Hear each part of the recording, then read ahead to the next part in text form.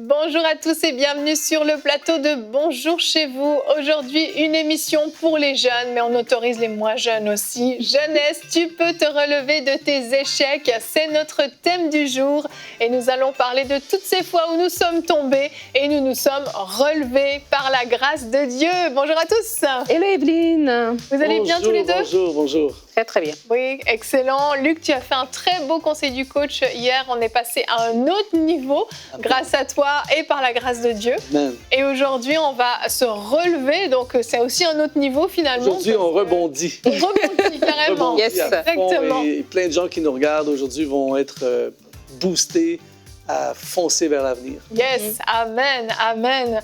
Et on va parler de ces échecs, c'est ça qui peuvent nous mettre à terre et qui peuvent parfois nous garder à terre. Mais non, on se relève, on continue, on rebondit comme tu l'as dit. Et tu vas répondre à une question dans Pasteur. J'ai une question de Steve des États-Unis qui a demandé « J'ai totalement perdu confiance en moi suite aux échecs vécus. Que faire ?» Donc tu y répondras tout à l'heure, Luc. Et Nadine, dans la rubrique Culture et Médias, tu auras une invitée à distance. Oui, Evelyne, on va faire un Zoom avec une dame qui s'appelle Denise Exantus, qui a une plateforme FCMA, Femmes célibataires, mères actives. On parle d'échecs et ça peut être un échec d'avoir un enfant hors mariage alors qu'on est jeune, mais elle s'est relevée, elle a mis en place une plateforme pour aider d'autres femmes à se relever. On va parler de ça tout à l'heure. C'est génial, super. Donc on enchaîne tout de suite avec toi, Luc, dans la pensée du jour.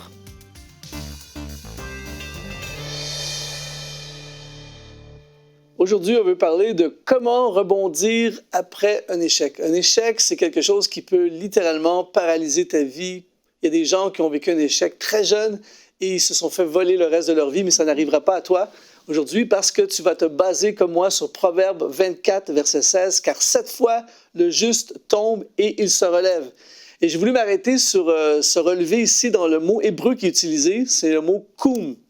Et le mot « koum », c'est très très fort, c'est le même mot que Dieu va utiliser quand il va dire à Josué « Lève-toi et passe le Jourdain ». C'est le même mot « koum ». Et en fait, Josué et tout le peuple, d'une certaine façon, avaient échoué 40 ans auparavant en restant dans le désert, en se privant de ce que Dieu avait pour eux. Et Dieu dit « koum ». Et « koum », c'est le même mot. En fait, dans l'hébreu, ça veut dire, c'est pareil comme lorsque quelqu'un doit se réveiller le matin. Et je ne sais pas comment ça se passe pour vous qui nous regardez, mais il y a vraiment une différence entre rester couché et se lever. Et moi, je vais dire quelque chose de très, très fort. Là, ça va être très, très profond. Vous allez dire, Luc Dumont, il faut l'inviter plus souvent à cette émission. Écoute bien ceci. Ce matin, quand j'ai décidé de me lever, koum, sortir de mon lit, eh bien, j'ai augmenté drastiquement mes chances d'être ici. Et c'est exactement ça. Émerger, ça veut dire émerger, ça veut dire sortir du sommeil. Donc, aujourd'hui, si tu es tombé, eh bien, la bonne nouvelle, c'est que tu peux tu peux te relever. Et comment on fait pour rebondir après un échec? Première chose, très, très important à comprendre, refuse de te voir comme un échec. Tu peux avoir échoué dans une dimension de ta vie, mais l'erreur et ce que le diable veut te faire croire, c'est que tu es un échec. Tu as lancé un projet d'entreprise, tu avais 22 ans, tu t'es dit « Allez, on fonce, on lance une entreprise », tu as bossé comme un fou et finalement, tu as fait une faillite, ça s'est effondré. Et là, tout à coup, la voix du diable te dit « Tu es un échec ». Oui, tu as échoué dans ton projet d'entreprise, mais tu n'es pas un échec. Tu peux avoir plein d'autres victoires dans ta vie et tu auras d'autres victoires dans ta vie. Donc, refuse de croire que tu es un échec. C'est un mensonge du diable. Deuxièmement, peut-être que tu n'as pas entendu ça souvent, mais une des façons pour rebondir d'un échec, c'est ce que je dis, fais la funéraille de ton échec. C'est-à-dire qu'on voit ça, et c'est tragique, des fois on voit des gens, par exemple, il y a un enfant a été kidnappé ou il y a un membre de leur famille qui a disparu. Et les gens vont souffrir pendant des années après. Des fois, les gens même espèrent de retrouver un corps. Pourquoi? Pour pouvoir sont dévastés, mais on va faire la funéraille. Et la funéraille va être, en anglais, on dit un closure. On va pouvoir fermer d'une certaine façon et pouvoir rebondir dans la vie. Et il faut faire la même chose avec ton échec. Prends le temps, pleure tout ce qu'il faut pleurer, accuse tout ce qui doit être accusé, tout ça. Fais vraiment la funéraille, mais après, on se relève, on rebondit et on fonce. La troisième chose, c'est ne reste pas sur le lieu de ton échec. Il y a des gens qui ont échoué en 1983 et ils en parlent encore aujourd'hui, pareil comme si c'était arrivé hier. On ne peut pas retourner dans le passé, c'est arrivé. Donc, ne reste pas sur les lieux de ton échec. Oui, c'est arrivé, mais à partir d'aujourd'hui, je déclare sur ta vie, c'est un jour nouveau, un nouveau départ. Et on rebondit. Amen. Amen, amen. Merci Luc. Il faut rebondir, c'est sûr. Quelle tragédie. L'échec en soi est une tragédie, mais le pire de l'échec, c'est de rester dans l'échec en fait. De rester dans cet état-là où finalement on se dit j'ai échoué, je ne peux plus rien accomplir, je suis nul et c'est fini pour moi, ma vie s'arrête là. Et on parle de la jeunesse aujourd'hui. Imaginez rester sur un échec quand on a, je sais pas, on est adolescent, on est jeune adulte et on y reste toute notre vie jusqu'à la fin, on se disqualifie toute notre vie, c'est une tragédie. Un échec, ça n'a jamais tué personne. On se relève des échecs. Qui n'en a jamais eu d'échecs? Personne. Personne. Les plus grands ont eu les plus grands échecs d'ailleurs. Et c'est ce qui les a amenés aussi loin parce que comme tu dis, on rebondit. Et l'avantage quand on rebondit, c'est que parfois on peut rebondir encore plus haut. On peut aller encore plus loin au lieu de s'écraser finalement comme une bonne crêpe. Vous voyez la crêpe qui s'écrase là, elle est collée au plancher. On ne fait pas la crêpe, on fait la balle. Yes, on fait la balle. Écoute, ça me donne faim. Non, mange pas la crêpe, elle s'écrase, Nadine, t'as pas compris le concept. Notre verset du jour, c'est le verset que tu as cité, Luc, mais je pense que de le réentendre et de le voir va faire du bien. Proverbe 24 au verset 16, 7 fois, le juste tombe et il se relève. C'est le juste qui tombe. C'est pas parce qu'on commet un échec qu'on est disqualifié, qu'on est justement une mauvaise personne, qu'on n'a rien compris, que Dieu finalement nous avait pas parlé, qu'on est un gros pécheur, qu'on est... Parfois, le fait de commettre un échec, il y a comme un jugement qui va venir sur nous, qui va nous garder à terre. Cette fois, le juste tombe, le juste peut tomber, mais il se relève. Et c'est ça qui est glorieux. Oui, et qu'est-ce qu'il a dit dans sa pensée? Ça m'a trop parlé quand il a parlé de faire le funérail de son échec. Et ça, c'est important aussi des fois dans la vie, de dire, OK, cette étape est arrivée. Oui, c'est arrivé. On ne peut pas aller en arrière. Est-ce que j'ai pris des mauvaises décisions? Je n'ai pas bien calculé, peu importe si on parle d'un projet ou on parle d'une relation. Mais c'est terminé. Comme je suis le juste, Dieu a encore des projets pour moi et il y a autre chose qui va arriver. Et des fois, c'est important aussi en tant qu'être humain de s'asseoir et de dire, OK, oui, cette étape est arrivée, mais elle se ferme et j'ai autre chose. Et c'est quand on ne ferme pas, c'est comme des tiroirs. Si tu laisses des tiroirs ouverts dans ta maison, dans ta chambre, tout ton dresser, tous les tiroirs sont ouverts, mais à un moment donné, tu vas tomber, tu vas te prendre là-dedans. Donc, c'est important de fermer les tiroirs et de passer à autre chose. Et ça, c'est très important, surtout pour la jeunesse, parce que des fois, on est très dramatique quand on est jeune. On a une impression que, ben voilà, j'ai 25 ans, j'ai raté, ben ça veut dire que tout s'arrête ici. Non, tout ne s'arrête pas ici. Il y a un lendemain. Et quand on est jeune, il faut vraiment qu'on ait cette pensée. J'aime beaucoup les citations pour ceux qui me connaissent. Là, et j'ai cette citation que je la dis souvent parce que c'est tellement puissant. Il est mort à 25 ans, mais on l'a enterré à 75 ans. Et il y a des gens comme ça qui ont vécu un échec monumental dans leur vie, dans leur jeunesse, mais qui, après ça, arrêtent de vivre. Ils vont travailler, ils sont des êtres humains sur la terre qui respirent, mais ils arrêtent de vivre. Dieu a tellement plus pour nous. Et les héros de la Bible ont échoué des échecs terrible. Vraiment. Mais Dieu les a propulsés. Et même avec Dieu, ce qui est fou, c'est que Dieu utilise même, non seulement il nous relève, mais en plus, il va utiliser nos échecs parfois pour devenir un instrument. Moi, je connais des gens qui ont vraiment failli, ont fait des gaffes monumentales et sont devenus des intervenants dans le domaine là où ils ont failli. Donc, tout est possible avec Dieu. Et justement, il y a quelques temps de ça, ça m'a tellement béni. Je veux vraiment encourager des gens aujourd'hui. J'ai vu un prédicateur sur YouTube qui prêchait et c'était super bon son message, tout ça. Et ça m'a touché parce que je connais cet homme depuis plusieurs années. Et il y a plusieurs années de ça, il a implanté une église. Et l'une des pires choses qui peut arriver à quelqu'un qui implante une église, c'est d'être obligé de fermer l'église. C'est dans le top qui peut arriver des échecs dans le ministère. C'est ça, une église, on les ouvre on ne les ferme pas. Ouais. Et c'est une longue histoire, tout ça, ce qui est arrivé, mais l'Église, ils ont fermé. Et là, je peux entendre la voix du diable dans le serviteur de Dieu. Tu es fini, tu n'as pas de ministère, tu n'as pas d'appel, tout ça. Mais aujourd'hui, le gars, il a une super Église. Wow.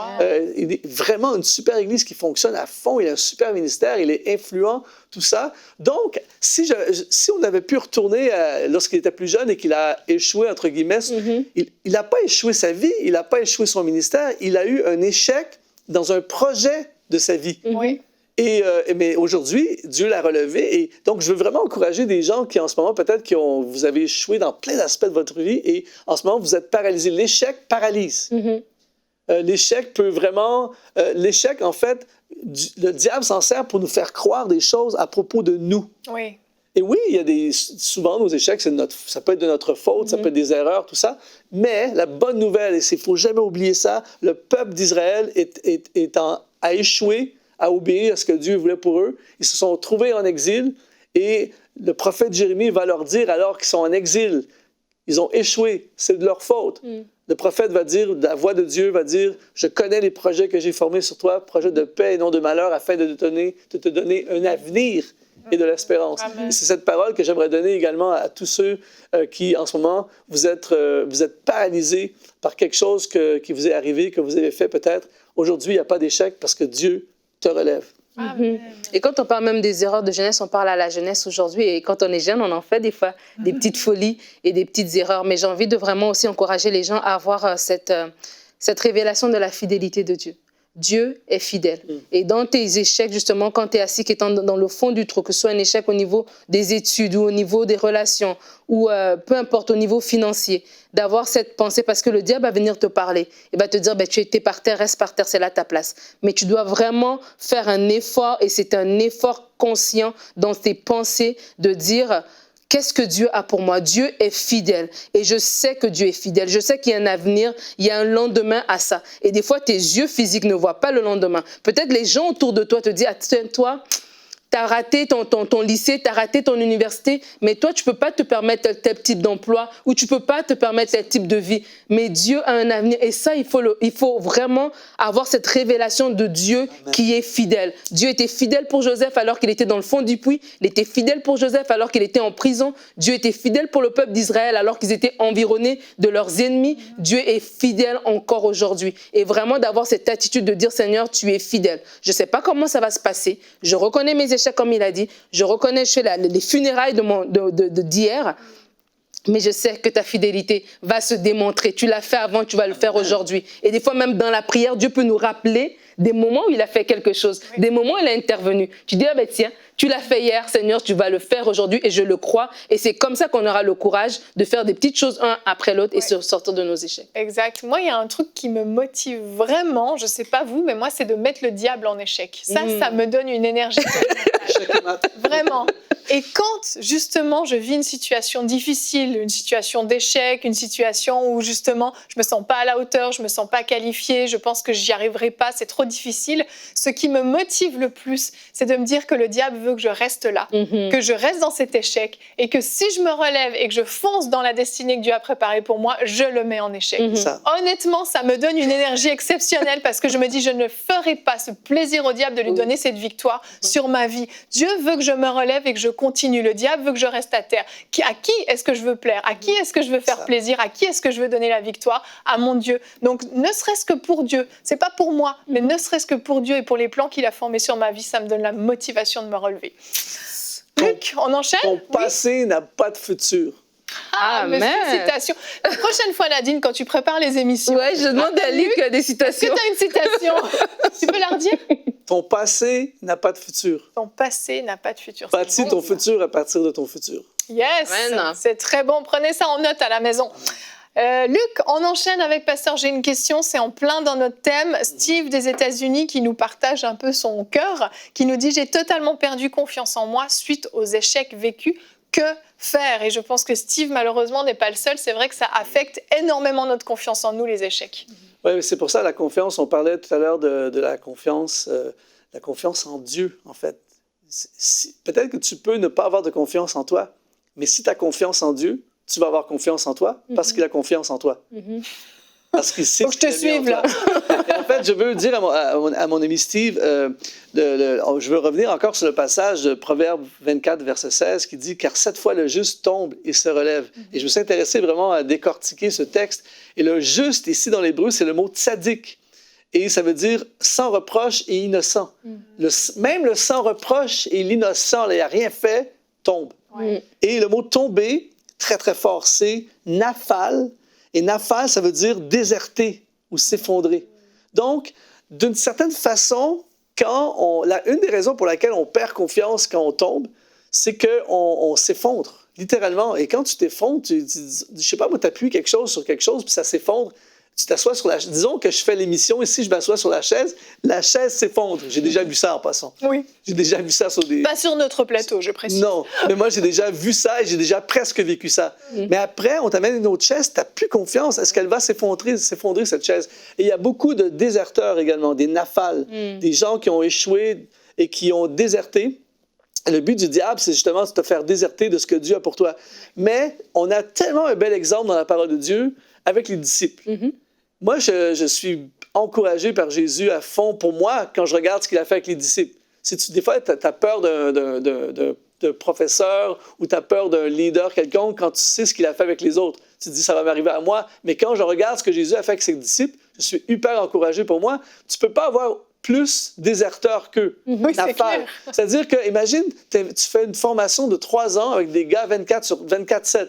C'est toute une formation. Tu passes 3 ans, 7 sur 7, 24 sur 24, avec des gars, à les former, à leur dire, c'est le plus grand de tous les enseignants de la planète, Jésus qui les enseigne. Le premier stage, quand Jésus se fait arrêter, échec total, il s'enfuit, Pierre qui dit des gros mots, la catastrophe, là, vraiment un truc de fou. Et Jésus revient, moi je suis fasciné, Jésus revient, il ressuscite, et là, il relance un projet. Il reprend les mêmes gars, mais c'est pareil. En fait, cette image, c'est pareil comme si tu étais le coach d'une équipe de foot. Ils ont perdu tous les matchs locaux. Ils n'ont rien gagné. Et là, la saison suivante, tu es le coach, tu dis, OK, les gars, cette année, on va gagner le championnat du monde. C'est ça que Jésus fait. Il leur dit, les gars, maintenant, vous partez, Judée, Samarie, Jérusalem, extrémité de la terre. Les gars, même pas capables de rien. C'est des déserteurs. Mais Jésus croyait encore en eux. Amen. Ils avaient certainement plus confiance en eux. Mais Jésus croyait encore en eux, mais il leur a donné ce qui est nécessaire pour que, justement, rebondir de l'échec. Écoute bien ceci, mon cher ami Steve. En fait, Jésus leur a donné une mission impossible, mais il leur a dit, vous recevrez une puissance, le Saint-Esprit survenant sur vous, et vous serez mes témoins. Puissance, c'est le grec dynamis, qui veut dire prouesse, exploit. Il leur a donné maintenant la capacité de rebondir par la puissance du Saint-Esprit. Et c'est un truc de fou parce que Pierre, celui qui a complètement failli le stage, il a eu une note de 100% sur la beauté de son échec. Il a complètement failli grave. Il revient avec la puissance du Saint-Esprit, première prédication de sa vie, 3000 convertis. Ouais, je ne sais pas pour s'il y a des prédicateurs qui nous regardent, je ne sais pas pour vous, mais moi, mon premier message, même les convertis ont abandonné.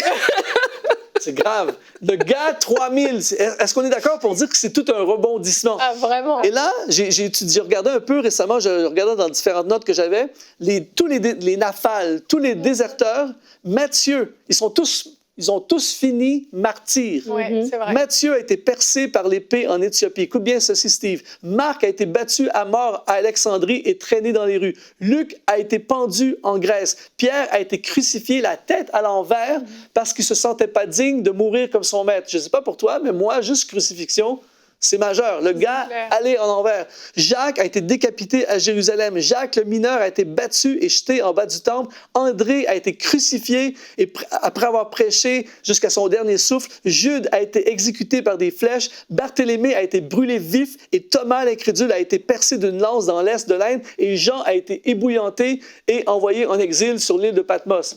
Je ne sais pas pour vous, mais c'est tout un rebondissement. Pourquoi? Vous recevrez une puissance et vous serez mes témoins. Steve, ce que ça te prend, c'est la puissance. Cherche la puissance du Saint-Esprit et je déclare sur ta vie que tu vas rebondir, tu vas retrouver la confiance parce que tu vas avoir cette puissance qui te permet de faire des choses que normalement tu n'es pas capable de faire. Waouh, merci Luc. Amen, je suis encouragé par mon propre message. C'est clair. Ça fait penser à ce verset dans Romains qui dit « Ce n'est pas qu'on est capable de faire par nous-mêmes, mais notre capacité vient de Dieu. » Amen.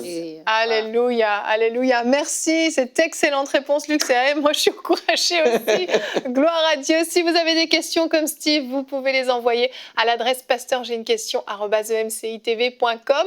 Et Nadine, on va enchaîner avec la rubrique Culture et Médias. Alors aujourd'hui, on va parler avec une dame qui s'appelle Denise Exantus, qui est une plateforme femmes célibataires, mères actives. Et avant d'avoir Denise tout de suite, on va aller voir une petite vidéo de présentation.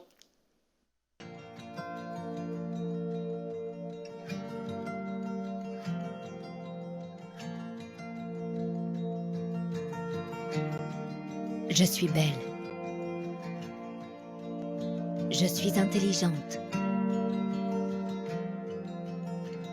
Je suis faible, mais en même temps, je deviens forte par celui qui me fortifie. Il m'arrive de tomber, mais je me relève toujours, car je connais mon identité.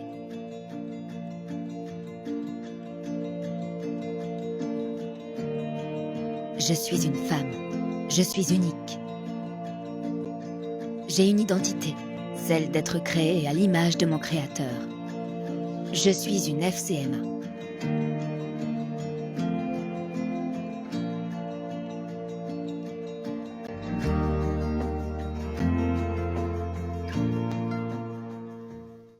Alors, une plateforme extraordinaire qui est menée par une femme merveilleuse qui s'appelle Denise Exantus, qui nous rejoint tout de suite en Zoom. Bonjour Denise. Bonjour Nadine, bonjour Evelyne et bonjour Luc. Bonjour Denise. Je suis ravie d'être avec vous. Bienvenue sur Bonjour chez vous de façon virtuelle. Merci de m'accueillir. Et aujourd'hui, on parle de ta plateforme. On a fait une émission sur la jeunesse et les erreurs de jeunesse. Et là, on parle de ta plateforme Femmes célibataires, mères actives. On a vu une vidéo de présentation. Est-ce que tu peux nous expliquer un peu comment cette plateforme a vu le jour? D'accord. En quelques mots, cette plateforme a vu le jour parce que j'ai appris ma grossesse, j'avais 23 ans. Généralement, lorsqu'on apprend une grossesse, c'est une bonne nouvelle, mais pour moi, c'était pas spécialement une bonne nouvelle parce que tout simplement, j'étais jeune, j'étais en plein de, je vivais ma jeunesse, j'avais fini mes études et en même temps, je voulais recommencer. J'ai fini mes études et j'ai commencé à travailler et en même temps, je voulais encore recommencer mes études pour aller beaucoup plus loin. Donc voilà, j'étais un peu dans cette jeunesse où j'étais chrétienne, mais en même temps, je jouais avec le péché parce que je me disais, le Seigneur comprend, il comprend, je suis jeune, donc je peux me permettre. Et j'apprends cette fameuse nouvelle où je suis enceinte. Et vraiment, pour moi, c'était vraiment un choc parce que tout s'est effondré autour de moi. Je me suis dit, mais qu'est-ce que j'ai fait? Comment je vais faire, au fait? Mes projets professionnels, c'est plus possible. L'Église me tourne le dos, entre guillemets, parce que c'est un peu la honte de tomber enceinte en n'étant pas mariée et tout. Donc du coup, je suis arrivée à un point où j'avais plus d'espoir, en fait. J'avais plus d'espoir. Pour moi, ma vie était finie, elle était fichue, on va dire. Et c'est là où la seule personne qui me restait, c'était Jésus-Christ. La seule personne vers qui je pouvais me tourner, c'est Dieu. Et j'ai fait tout simplement une promesse, un arrangement, on va dire, une promesse à Dieu. Et j'ai dit au Seigneur, si tu réécris mon histoire, si tu me relèves, je prendrai le temps également de parler à ces femmes. Pourquoi? Parce que lorsque je regardais autour de moi les jeunes femmes, mères célibataires, je voyais que les femmes qui tombaient enceintes en mariage quittaient souvent l'église et elles rétrogradaient. Je voyais que elles passaient de relation en relation. J'avais pas de modèle, j'avais pas d'exemple qui me disait que c'était possible, au fait, de réécrire son histoire, c'était possible de se relever, au fait. Et du coup, j'ai dit ça au Seigneur, j'ai dit, si tu le fais pour moi, je parlerai de toi, au fait, à ces femmes-là. Et il s'avère que les années sont passées, et un jour, il y a une voix qui est venue, qui m'a dit, cherche le manteau de la honte sur ta vie.